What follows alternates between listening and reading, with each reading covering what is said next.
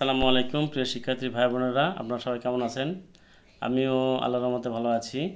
আজকে তোমাদের উচ্চতর গণিত এইচএসসির উচ্চতর গণিত প্রথম পত্র একাদশ ও দ্বাদশ শ্রেণীর অক্ষরপত্র প্রকাশনী বই থেকে অসীম কুমার সাহা স্যারের লিখিত ও প্রফেসর ডক্টর বি.এম. ইকরামুল হক ও মোহাম্মদ নুরুল ইসলাম এই স্যারের বই এর লিখিত লেখকের ভেক্টর অধ্যায়ের তোমাদের আমি অঙ্ক করে দিব। সেটা হচ্ছে 58 পৃষ্ঠার পার্ট 11, 58 পৃষ্ঠার পার্ট 11। উদাহরণ 1 2.20 ভেক্টর দ্বিমাত্রিক জ্যামিতির সমস্যা সমাধান। দ্বিমাত্রিক জ্যামিতির সমস্যা সমাধান, এটা আমরা ভেক্টরের প্রয়োগে ভেক্টরের প্রয়োগ কিভাবে আমরা করব সেটা আমি একটু দেখা দেব। ঠিক আছে প্রিয় শিক্ষার্থী বন্ধুরা, তাহলে আমরা চলেন যাই, আমরা সামনের দিকে আগাই। উদাহরণ 1 হচ্ছে 1 কি বলছে? ভেক্টর পদ্ধতিতে প্রমাণ করো যে ত্রিভুজের যে কোনো দুই বাহুর মধ্যবিন্দু দ্বয়ের সংযোজন সরলরেখাংশ ওই ত্রিভুজের তৃতীয় বাহুর অর্ধেক ও সমান্তরাল। কি বলছে? ভেক্টর পদ্ধতিতে প্রমাণ করো যে ত্রিভুজের যে কোনো দুই বাহুর মধ্যবিন্দু দ্বয়ের সংযোগ সরলরেখা, মধ্যবিন্দু মানে কি? মধ্যবিন্দু মানে এই এ বি সি এই দুই বাহুর মধ্যবিন্দু ডি, এ সির মধ্যবিন্দু ই, এই দুই বাহু এই যে সরলরেখা রেখাংশ, এই রেখাংশ এবং এই রেখাংশ তৃতীয় বাহুর অর্ধেক, মানে প্রথম দ্বিতীয় তৃতীয় বাহুর অর্ধেক ও সমান্তরাল। এটার অর্ধেক হবে এবং সমান্তরাল হবে, একই দিকে যাবে, এটাই বোঝাচ্ছে। ঠিক আছে, তাহলে প্রিয় শিক্ষার্থীরা চলেন আমরা যাই, সমাধান করি। তো মনে করি এ বি সি একটা ত্রিভুজ নিলাম, এর এ বি ও এসি বাহুর মধ্যবিন্দু যথাক্রমে D O E. A B বাহুর মধ্যবিন্দু ডি আর এসি বাহুর মধ্যবিন্দু ডি। আরেকটা মনে রাখার কথা হচ্ছে, দেখেন আমরা ভেক্টর পদ্ধতিতে যখন আমরা একটা ত্রিভুজ আঁকাই, তখন কি করি? যদি আমরা প্রান্তবিন্দু মানে কি প্রারম্ভিক বিন্দু আমরা খুঁজে বের করতে পারি, তাহলে আমরা প্রান্তবিন্দু খুঁজে বের করতে পারবো।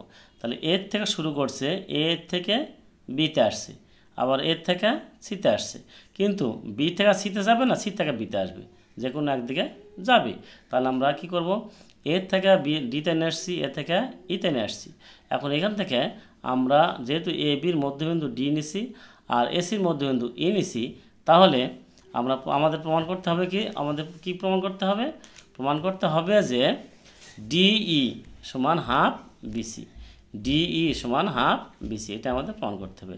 আবার ডিই সমান্তরাল বিসিও হতে হবে। আবার কি বলছে এই প্রশ্নে? কি বলছে? ডিই সমান্তরাল বিসিও করতে হবে। ঠিক আছে প্রিয় শিক্ষার্থীবৃন্দরা, তাহলে আমরা সামনের দিকে আগাই নাকি? ডিই সমান্তরাল বিসি। দেখো বিসি সমান এসি মাইনাস এ বি লিখতে পারি না? এইটা এদিকে আসতেছে, এটা এদিকে আসতেছে, কিন্তু এটা তো আরেক দিকে যাচ্ছে, তাই না? তাহলে AC minus A B vector বিয়োগের ত্রিভুজ বিধি, এটা ভেক্টর বিয়োগের ত্রিভুজ বিধি। তাহলে বিসি সমান এসি মাইনাস এ বি যখন আমরা করলাম, দেখো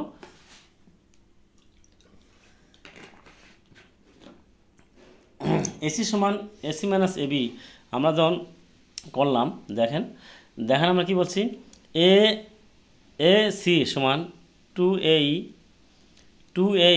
2 গুণ মানে এসি, আবার এ বি সমান 2 গুণ এডি। ঠিক আছে প্রিয় শিক্ষার্থীবৃন্দরা, আপনারা দেখেন সামনে কি করছে আমরা? তাহলে আমরা 2 কমন নিলাম, কি নিলাম? 2 আমরা কমন নিলাম। 2 কমন নিলে কি হচ্ছে? AE মাইনাস এডি, AE মাইনাস এডি 2 কমন নিলাম, 1 নম্বর সমীকরণ দেখলাম। অতএব AC সমান 2AE এবং AB সমান 2AD, ঠিক আছে। তাহলে 2DE দেখেন তো, AE minus AD, AE minus AD, AC minus AB যদি হয় তাহলে AE মাইনাস AD লিখতে পারি না? আমরা তাই লিখছি ভেক্টর প্রয়োগের ত্রিভুজ বিধি অনুসারে, ঠিক আছে। অতএব BC, এখন BC সমান, এই যে BC লেখা আছে আমাদের, BC লেখা আছে, BC সমান তো আমরা পাইছি না, BC সমান এটা পাইছি। এখন এই BC থেকে BC সমান AC মাইনাস AB, এখন অর্থাৎ BC সমান 2DE, BC সমান 2DE বা DE, দেখেন DE যদি আমরা সমান লিখি তাহলে কী হবে, অতএব এই লাইনটা একটা লাইন করা লাগতো, অতএব বা DE সমান হাফ BC লিখতে পারি আমরা, লিখতে পারি না। ডিইতে মডুলাস দিই, ডিইতে আমার মডুলাস দিলি তাহলে BC তো মডুলাস হবে, ঠিক কিনা প্রিয় শিক্ষার্থী ভাই বোনেরা? তাহলে DE সমান হাফ BC, অর্থাৎ DE সমান দুপার থেকে মডুলাস তুলে দিলাম, তাহলে DE সমান হাফ BC। তো এখন হাফ BC হয়, আমাদের কি বলছে এখানে, আমাদের অঙ্কে কি বলছে, প্রশ্নে কি বলছে, প্রশ্নে বলছে দুই বাহুর মধ্যবিন্দু সংযোজক সরলরেখাংশ, দুই বিন্দুর সংযোজক দুই বাহুর, এক বাহু আর এক বাহু, এই দুই বাহুর সংযোজক সরলরেখাংশ ওই ত্রিভুজের তৃতীয় বাহুর অর্ধেক ও সমান্তরাল। এই BC বাহুর এটা অর্ধেক হবে এবং সমান্তরাল হবে। আমরা কি পাচ্ছি অর্ধেক BC মানে কি হাফ BC প্রমাণ করেছি আমরা, হাফ BC এখানে প্রমাণ করেছি অলরেডি, DE সমান হাফ BC, DE সমান হাফ BC, তাহলে প্রমাণ করেছি। এখন DE হাফ BC হয়, DE ও BC ধারক রেখাদ্বয় একই বা সমান্তরাল হবে। যেহেতু আমরা এখানে বলছি DE সমান্তরাল BC, তাহলে এর ধারক মানে কি একই দিকে যাচ্ছে, তাহলে এটি কি আমরা কি বলতে পারবো, আমরা DE সমান হাফ BC হয়, DE ও BC এর ধারক রেখাদ্বয় একই বা সমান্তরাল হবে। তাহলে যেহেতু এক্ষেত্রে ধারক রেখাদ্বয় একই নয়, কাজেই সমান্তরাল। এক্ষেত্রে যেহেতু ধারক রেখাদ্বয় একই না, সেই ক্ষেত্রে কী হবে, কাজে এটা কি হবে, এটা হচ্ছে কি আমাদের, এটা কি হবে, রেখাদ্বয় একই নয়, তাহলে একই রেখা নয়, তাহলে এটা সমান্তরাল হবে। তাহলে DE সমান্তরাল BC এবং DE হাফ BC, আমাদের প্রশ্নের সাথে এটা মিলে গেছে। প্রিয় শিক্ষার্থীবৃন্দরা, বুঝতে পারছো কিনা বুঝতে পারছেন কি পারার নেই? তবে আমার এই অঙ্কগুলা যাদের ভালো লাগে অবশ্যই চ্যানেলটাতে সাবস্ক্রাইব করে আমাকে উৎসাহ দেওয়ার জন্য পাশে থাকবেন, ঠিক আছে প্রিয় শিক্ষার্থীবৃন্দরা, ভাই বোনেরা? আমি যতটুকু বোঝাতে পারছি আপনার হয়তো ভালো লাগছে, ঠিক আছে। অবশ্যই চ্যানেলটাকে সাবস্ক্রাইব করে আমাকে আপনাদের পাশে থাকার জন্য অনুরোধ করছি। সামনে দিকে আগাই। উদাহরণ 2তে আমরা কি বলছি দেখেন, ভেক্টর পদ্ধতিতে প্রমাণ করো যে সামান্তরিকের কর্ণদ্বয় পরস্পরকে সমদ্বিখণ্ডিত করে।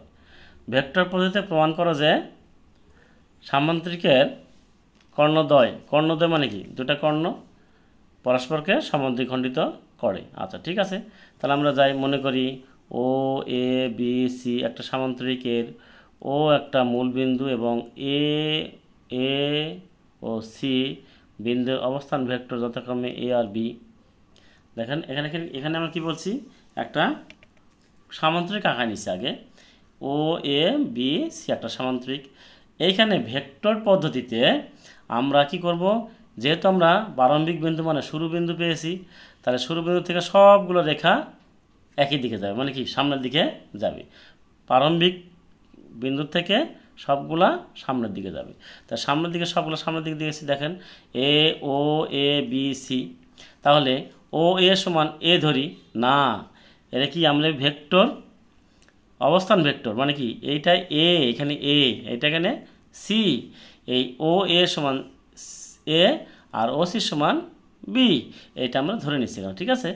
ধরে নিই, তাহলে OA সমান যদি A হয় তাহলে B অথবা CB সমান A, আর OC সমান যদি B হয় তাহলে AB সমান B, ঠিক আছে। তাহলে ত্রিভুজ এ বি হতে পায়, ত্রিভুজ ও এ বি হতে পায়। তাহলে কি লিখবো আমরা, যেহেতু একই দিকে যাচ্ছে তাহলে আমরা কি লিখবো, ও এ প্লাস এ বি। তার মানে কি এটা এই রেখা ওদিকে যাচ্ছে, এই রেখা এদিকে যদি যায় তাহলে এটা ও বি সমান হবে না।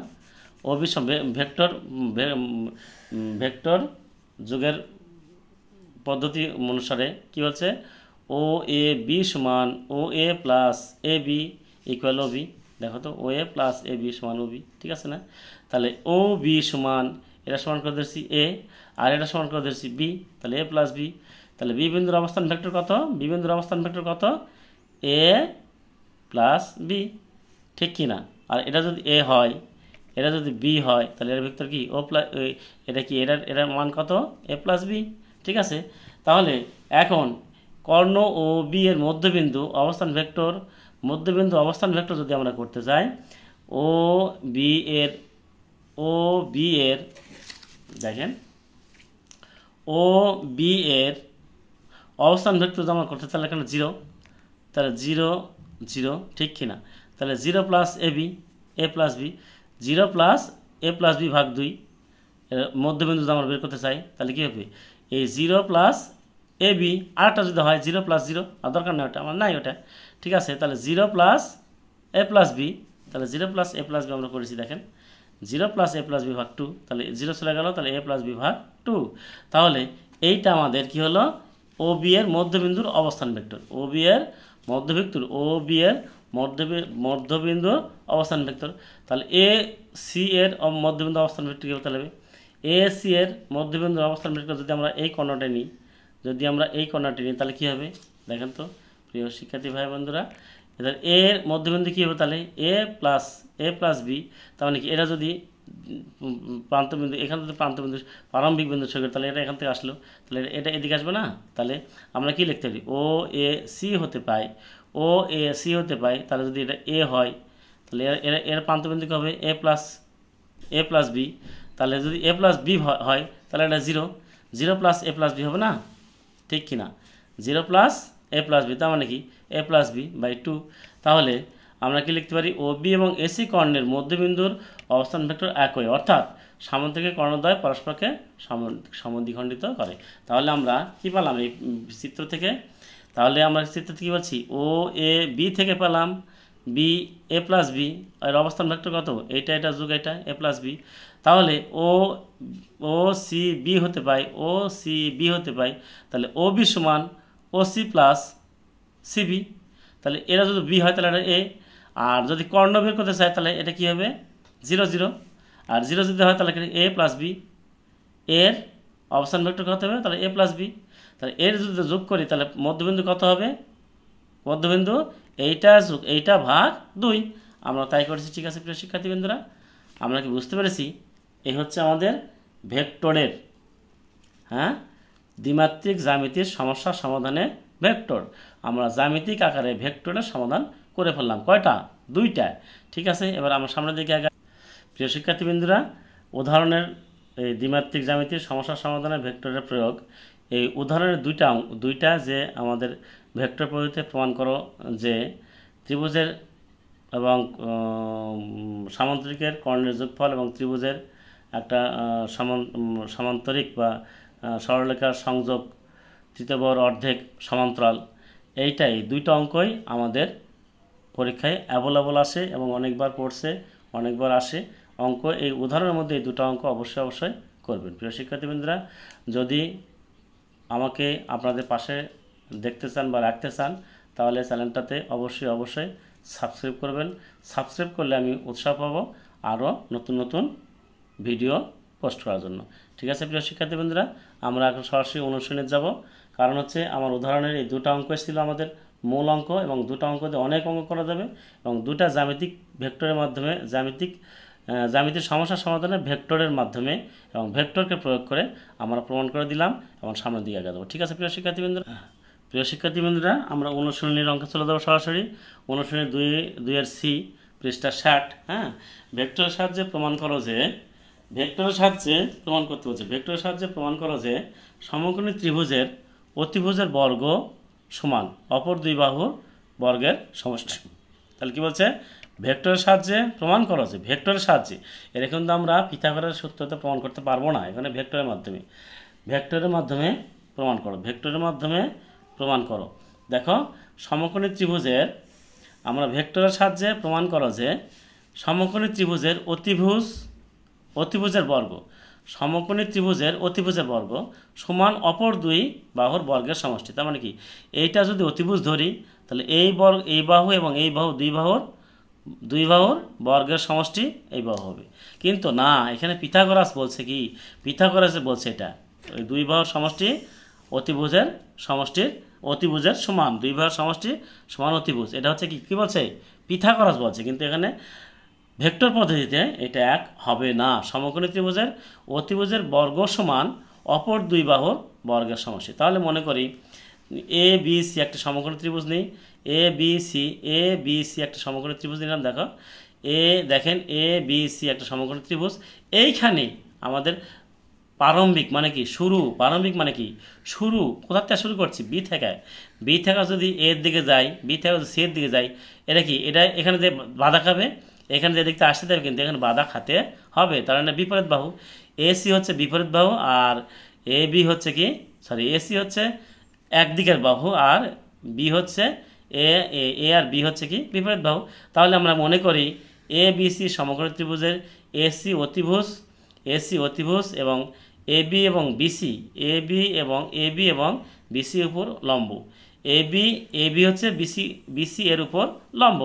ধরি বি এ সমান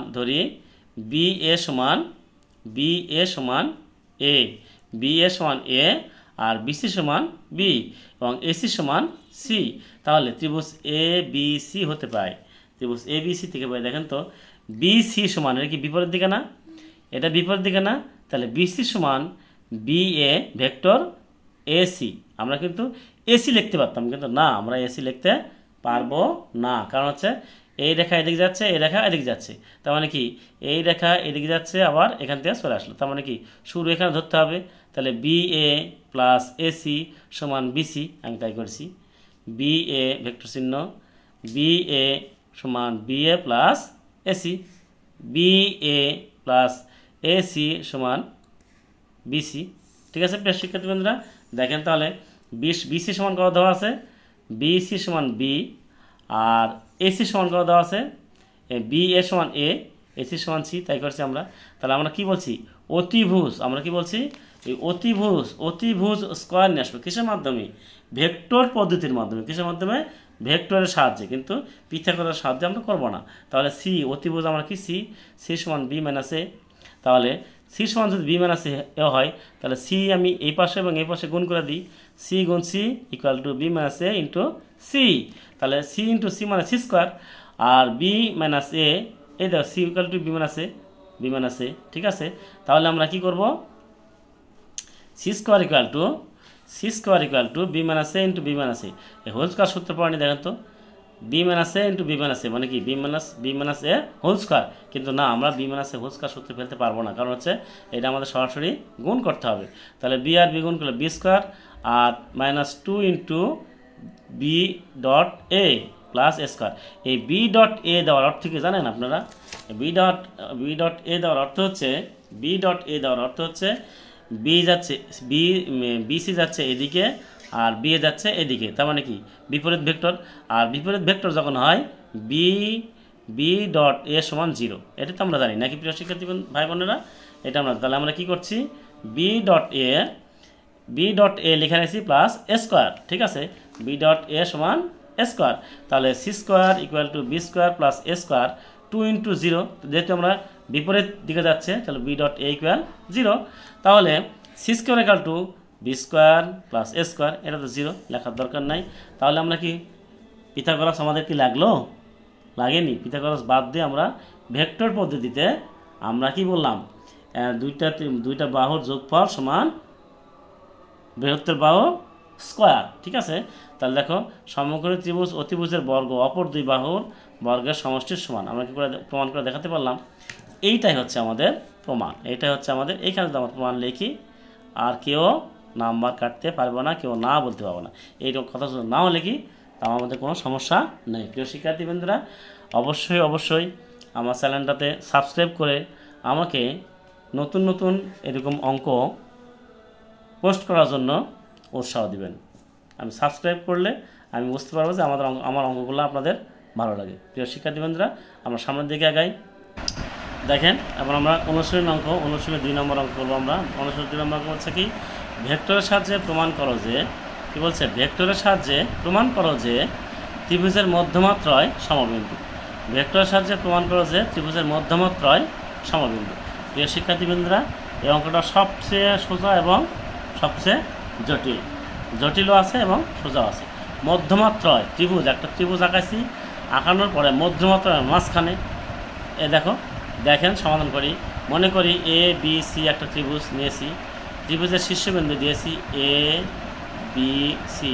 এর অবস্থান ভেক্টর আমরা যখন আমরা যোগ বা বিয়োগ করব তখন কিন্তু আমরা কি করব না, এই বড় হাতের এগুলা আমরা যোগ করতে পারবো না। তাহলে কি করব, এরা ছোটো হাতের এর অবস্থান ভেক্টর এ, বি এর অবস্থান ভেক্টর ছোটো হাতের বি, সি এর অবস্থান ভেক্টর ছোটো হাতের সি। তাহলে কি বললাম আমরা, ত্রিভুজের শীর্ষবিন্দু এ বি সি এর অবস্থান ভেক্টর যথাক্রমে এ বি সি এবং ডি ডি ই এফ, এই তিনটি যথাক্রমে বিসির মধ্যবিন্দু ডি, সি এর মধ্যবিন্দু ই, এ বির মধ্যবিন্দু এফ এর মধ্যবিন্দু, তাই না? তাহলে ডি এর অবস্থান ভেক্টর কী হবে, ডি এর অবস্থান ভেক্টর কী হবে, যদি আমরা এটা বি ধরি, এটা ধরি সি ধরি, এটা ধরি এ ধরি, তাই না? তাহলে এর মধ্যবিন্দু কী হবে, এইটা ভাগ 2, তাই লিখছি বি প্লাস সি ভাগ 2, বি প্লাস সি ভাগ 2। আবার ই এর অবস্থান ভেক্টর কত হবে, সি প্লাস এ ভাগ 2, তাই লিখছি সি প্লাস এ ভাগ 2। তারপর এফ এর অবস্থান ভেক্টর কত হবে, এ প্লাস বি ভাগ 2, এ প্লাস বি ভাগ 2। আমি যদি এখানে লিখি বি প্লাস সি ভাগ 2, আবার লিখি যদি বি প্লাস সি প্লাস এ ভাগ 2, আবার যদি লিখি এখানে এ প্লাস বি ভাগ 2, কোনো সমস্যা নেই, কারণ অবস্থান ভেক্টর এটা কিন্তু এটা না, স্থানাঙ্ক না, এটা কিন্তু স্থানাঙ্ক বলা যাবে না। ভেক্টরের পদ্ধতিতে একে বলা হবে অবস্থান ভেক্টর। প্রিয় শিক্ষার্থী বন্ধুরা, এবং জি বিন্দুটি আমরা কী বলবো, জি বিন্দুটি এডি মধ্যমাকে, দেখো এডি মধ্যমাকে আমরা 2:1 অনুপাতে অন্তর্বিভক্ত করব। অন্তর্বিভক্ত করলে আমরা কি পাই, দেখো এই পাশে 2টা বিন্দু আছে আর এই পাশে একটা বিন্দু আছে। তাহলে এখানে যদি 2 ধরি, এখানে যদি 1 ধরি, 1 গুণ এ আর 2 গুণ বি প্লাস সি, দেখো তো তাই কিনা। এটা যদি আমি 2 ধরি, এটা যদি 1 ধরি, কারণ হচ্ছে এটা দুইটা কি আছে, 2টা বিন্দু আছে, একটা বিন্দু এই মধ্যমা। আর এর পাশে কটা বিন্দু আছে, একটা। তাহলে এ পাশে 1 ধরি, 2:1 অনুপাতে, দেখেন 2:1 অনুপাতে, তাহলে আমরা 2:1 অনুপাতে যদি হয়, তাহলে কি হচ্ছে, এই পাশে যা হবে এটা স্থানাঙ্ক কত, বি প্লাস সি। তাহলে আমরা কি লিখতে পারি, জি এর অবস্থান ভেক্টর কত হবে, তাহলে 1 গুণ এইটা এ, 1 গুণ এ, আরেকটা কথা হচ্ছে আর 1 গুণ এ, দেখো 1 গুণ এ আর 2 গুণ বি প্লাস সি, তাহলে বি প্লাস সি, 2 গুণ বি প্লাস সি ভাগ 1 প্লাস 2। তাহলে কি এ 1 আর 2 দিকে কেটে গেল বি প্লাস সি, তাহলে এ প্লাস বি প্লাস সি। অনুরূপভাবে দেখানো যায় যে বি এবং সি, তাহলে আমি কি একইভাবে যদি আমরা কি করি, আমরা এটার অনুপাত ধরি, তাহলে এখানে 2 বিন্দু, তাহলে এখানে 2, এখানে 1, ঠিক আছে। 1 গুণ সি আর 2 গুণ এ প্লাস বি। একইভাবে এখানে যদি 2 ধরি, এখানে যদি 1 ধরি, 1 গুণ সি প্লাস এ, 1 এ পাশে 1 গুণ কত বি আর 2 গুণ সি প্লাস এ। ঠিক একইভাবে এই পাশে কি হচ্ছে, এটা অনুরূপভাবে দেখানো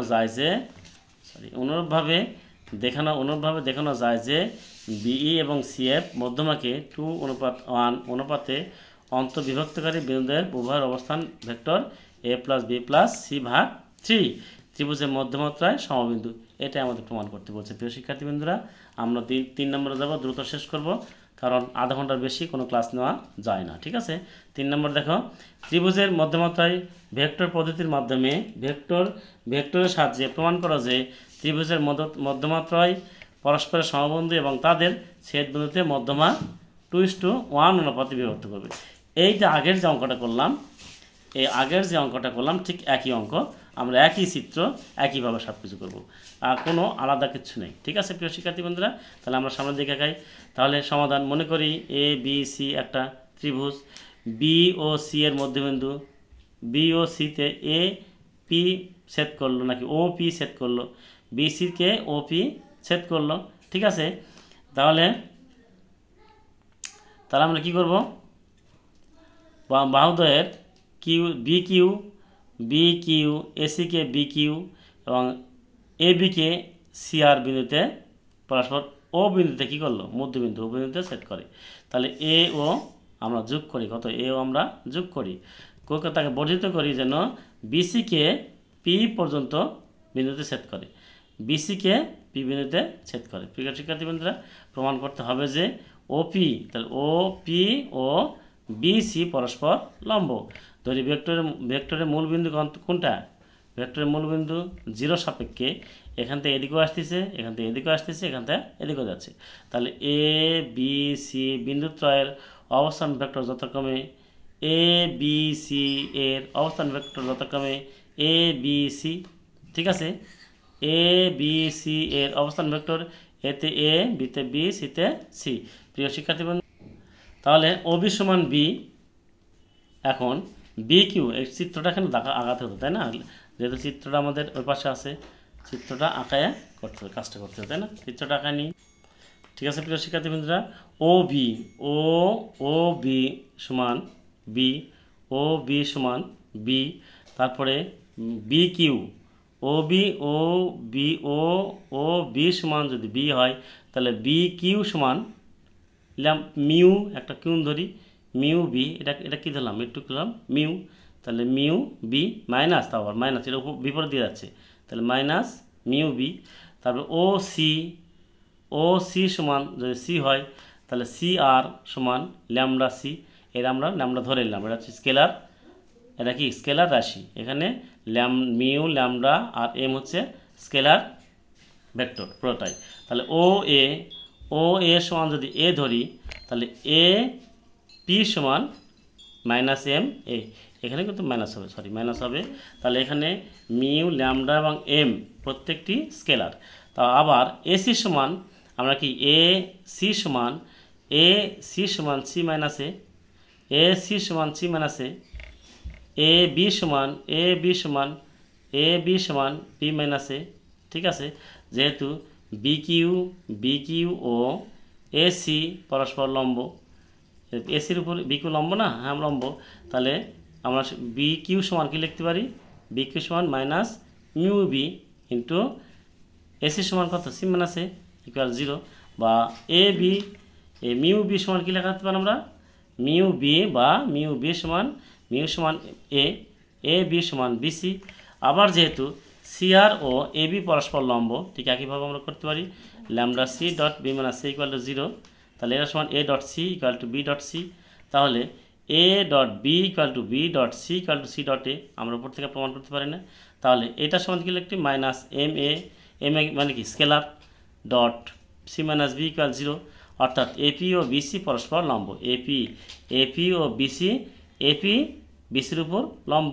ঠিক আছে, তাহলে আমরা এখানে দেখো এপি কিন্তু বিসি এর উপর, এপি কিন্তু বিসি এর উপর লম্ব, সেই ক্ষেত্রে minus M A dot C minus B equal 0, অর্থাৎ এপি ও বিসি পরস্পর লম্ব। সুতরাং ত্রিভুজের শীর্ষতায় হতে বিপরীত বাহুর উপর অঙ্কিত লম্বত্রয় সমবিন্দু, এটাই আমাদের প্রমাণ করতে বলছে। প্রিয় শিক্ষার্থী বন্ধুরা, আমার চ্যানেলটা অবশ্যই সাবস্ক্রাইব করে আমাকে পাশে রাখার জন্য অনুরোধ করছি, আর ভিডিওটা ভালো লাগলে অবশ্যই শেয়ার করবেন।